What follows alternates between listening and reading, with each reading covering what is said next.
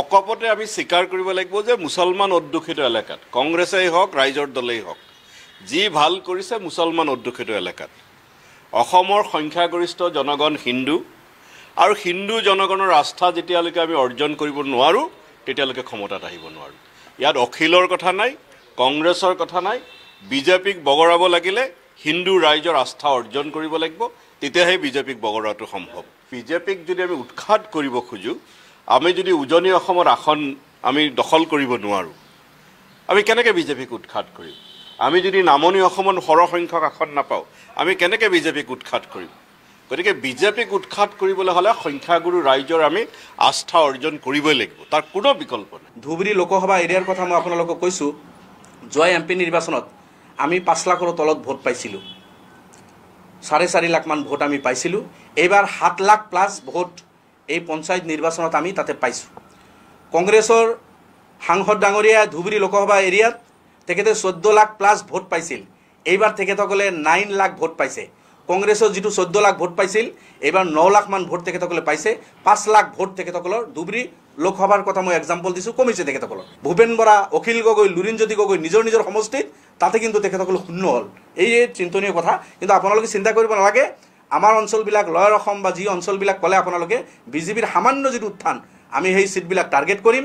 আমি অনাগত দিনত বিজেপিত তাত পৰা কেনেকৈ উৎখাত কৰিব পাৰোঁ সেই ৰণকৌশলো আমি বনাম। তেখেতে একেবাৰে লয়াৰ অসমত গৈ ইমান তালফাল লগাই হুলস্থুল কৰি এওঁদিয়াপত ব্ৰহ্মপুত্ৰত মানে পেলাই দিব লাগে এইবিলাক কথা বাৰ্তা কৈ আছিল, কিন্তু জনগণে তেখেতক ৰিজেক্ট কৰিছে। জনগণক তেখেতৰ নিজৰ সমষ্টিত 4খন জিলা পৰিষদ আছিল, শিৱসাগৰ সমষ্টিত 4খনত তেখেতে হাৰিছে।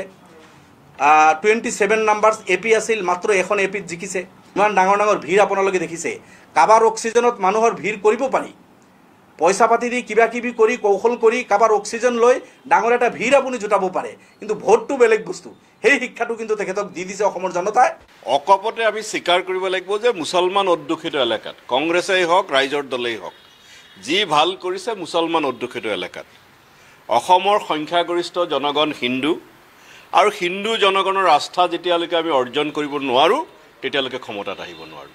ইয়াত অখিলৰ কথা নাই, কংগ্ৰেছৰ কথা নাই। বিজেপিক বগৰাব লাগিলে হিন্দু ৰাইজৰ আস্থা অৰ্জন কৰিব লাগিব, তেতিয়াহে বিজেপিক বগৰোৱাটো সম্ভৱ। বিজেপিক যদি আমি উৎখাত কৰিব খোজোঁ, আমি যদি উজনি অসমৰ আসন আমি দখল কৰিব নোৱাৰোঁ, আমি কেনেকৈ বিজেপিক উৎখাত কৰিম?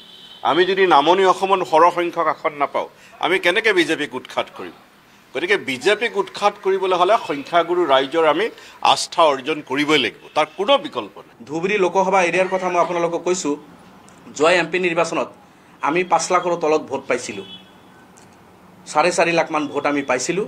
এইবাৰ 7 লাখ প্লাছ ভোট এই পঞ্চায়ত নিৰ্বাচনত আমি তাতে পাইছোঁ।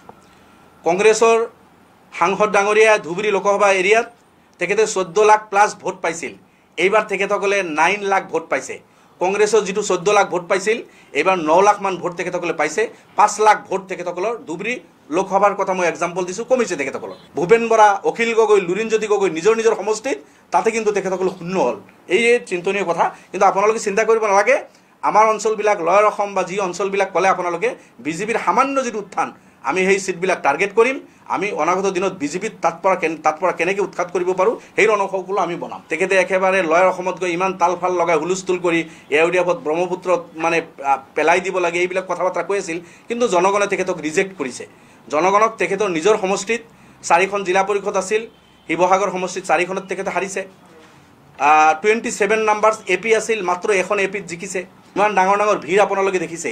কাবাৰ অক্সিজেনত মানুহৰ ভিৰ কৰিব পাৰি, পইচা পাতি দি কিবা কিবি কৰি কৌশল কৰি কাবাৰ অক্সিজেন লৈ ডাঙৰ এটা ভিৰ আপুনি জোটাব পাৰে, কিন্তু ভোটটো বেলেগ বস্তু। সেই শিক্ষাটো কিন্তু তেখেতক দি দিছে অসমৰ জনতাই।